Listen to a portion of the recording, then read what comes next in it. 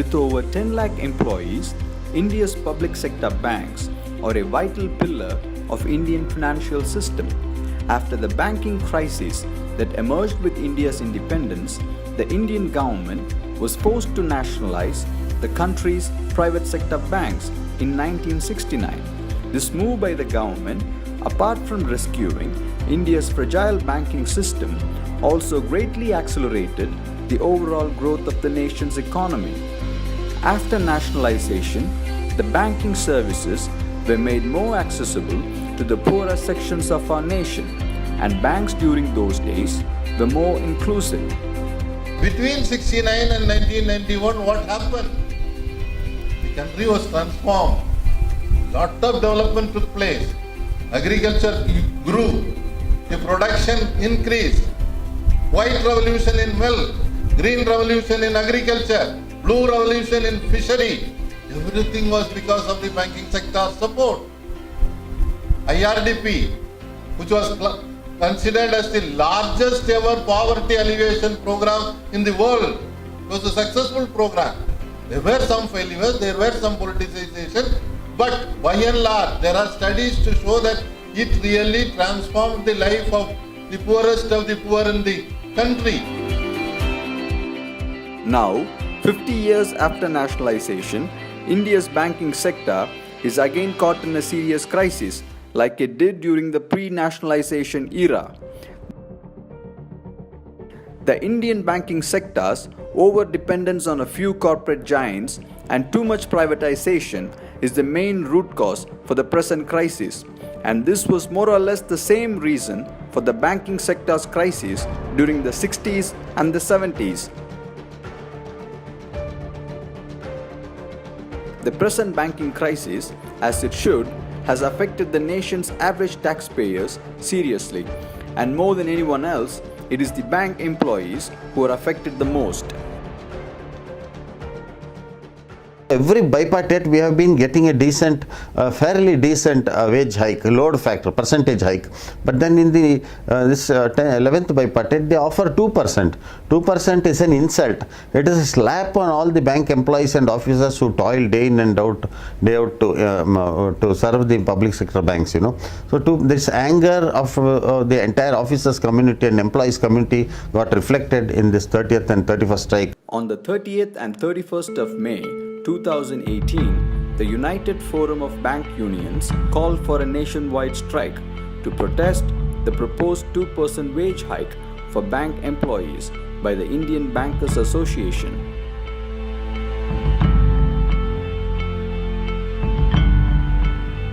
Yes, a mere 2% wage raise. The employees see the 2% raise as an insult, and they refuse to take it.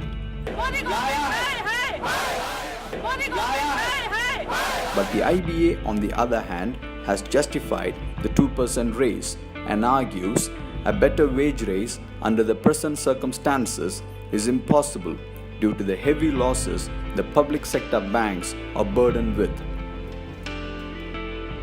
So now the 10 lakh bank employees are paying for the bank's losses. But the question now is, who is really responsible for the bank's losses?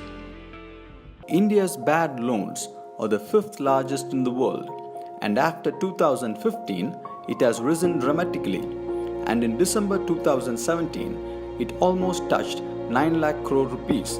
Some of India's famous corporate personalities have contributed to this massive NPA accumulation, and most of them are willful defaulters. Strangely, the government so far has not managed to take any serious actions against these willful defaulters. If bad loans are wiped out of the banking system, all the public sector banks will actually post huge profits. The last financial year, all public sector banks put together earned the operating profit of 1,55,000 crores, but it has been converted as a net loss of 85,000 crores because of huge provisions for the non-performing assets. Corporate borrowers has suffered losses because of various reasons, but that should not be converted as a public sector bank losses. This is why, when it comes to rescuing the banking sector, from the present crisis, it becomes very important for the government to take stern actions against the willful defaulters so it does not become a practice in the future. Trade unions have been telling that the NPA issues can be sorted out by implementing or making the measures, recovery measures, very stringent. Measures should have teeth. It is not possible. It should not be possible for this thing to bite and those fellows run away. If you bite, you have to catch them. So we have to make the measures very stringent and implementable. Large defaulters should be treated as criminals. It should be NPA should be treated as a criminal offence. I mean, willful default should be treated as a criminal offence. Their passports should be impounded. All the concessions given to them should be withdrawn. They cannot contest in elections or become politicians or things like that. And more than that, there was a joint parliamentary committee recommendation on the NPS. Suppose that was implemented, then majority of the NPA issues and problems can be sorted out. The amount of bad loans that have accumulated so far, though they might look very staggering, it's only a handful of corporate giants that are responsible for it. 80% of the total NPAs are bad loans given to the corporates. It's been widely believed by economists that the present NPA crisis is only the tip of the iceberg and there is more to come. The bigger giants, they say, will be the next NPAs. No, possibilities cannot be ruled out because these people have taken so many loans, so much loans, and without any security or anything to fall back upon. So we cannot rule out that one day Reliance may also fall down, one day Ambani may fall down, Adani also may fall down, because the too big concept is not a safe concept. And the banks as well as the government must foresee this before proceeding further advancing.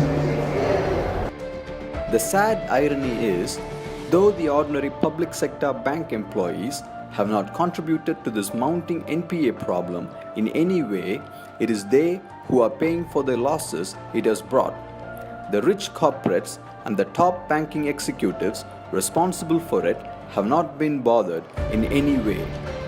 From the point of view of the bank employees, they must be paid a fair wage for the work that they have done. No government sector gets salary from the profit it earns. So salary should never be linked to profit.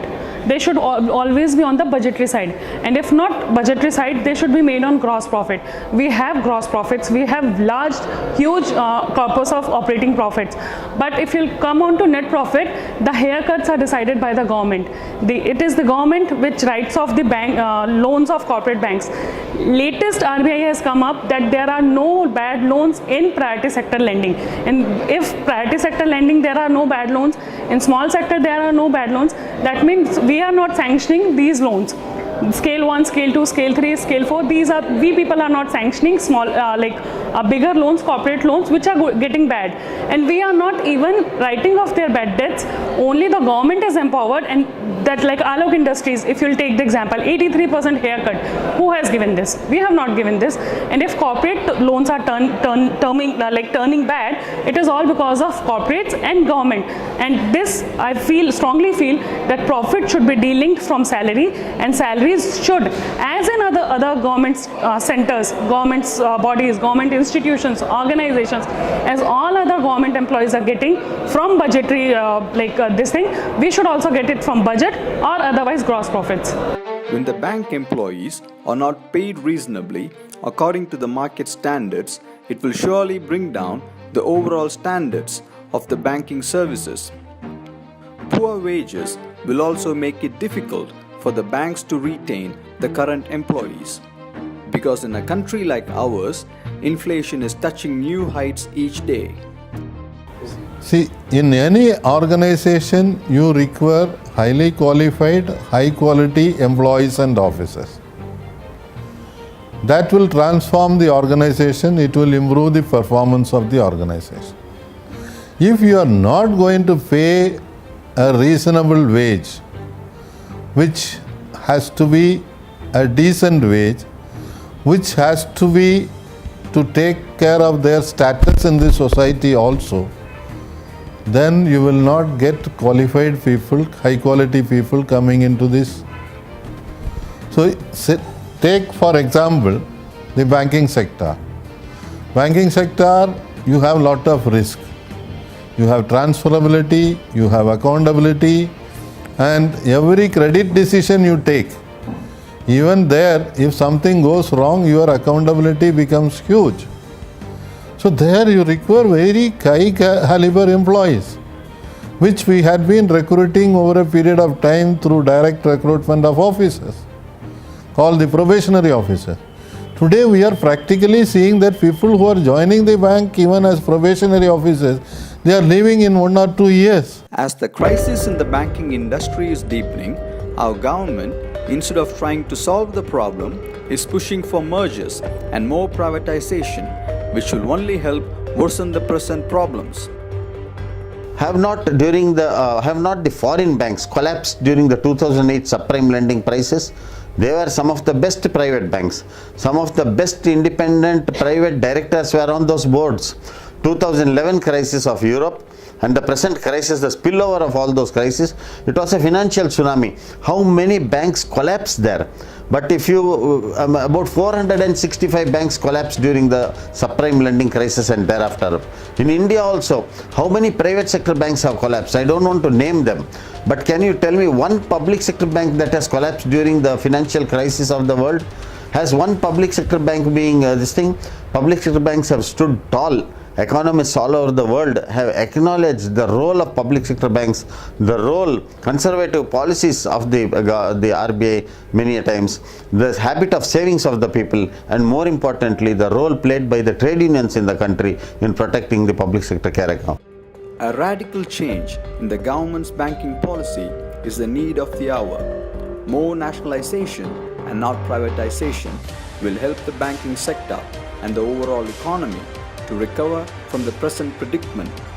Banks, like in the 70s, must again start to invest more in agriculture and stop being over-dependent on a handful of giant corporates.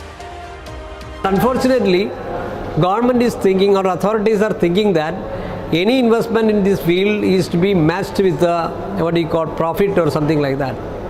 It is true that any industry is to be viable, but banking is service also. It caters to the needs of the people.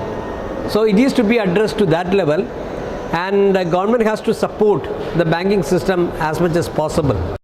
A healthy banking sector is very necessary for a healthy economy, and similarly, a healthy economy is an absolute prerequisite for a healthy banking sector. The policies of the government in recent years have weakened the economy and also the banking sector along with it. After demonetization and GST, unemployment has also increased to a great extent. At this juncture, it is very vital for the bank employees to unite and fight to get back the wages they deserve. An uncompromising struggle is the only way forward. The decision of the United Forum of Bank Union is to go for series of agitations in different forms, which will culminate as strike in July, strike in August, and if that is not solved, we have already decided that we will be getting ready for even an indefinite strike. The present banking crisis is affecting both the bank employees and the public. So therefore, it is very important for the government to bring in a radical policy change in the banking sector to the benefit of the public and as well as the bank employees, and to achieve this, a united struggle of bank workers, trade union workers and the general public is necessary. It is our responsibility to save our public sector banks and to restore it back to its original health, so it would be more inclusive and serve the whole country equally.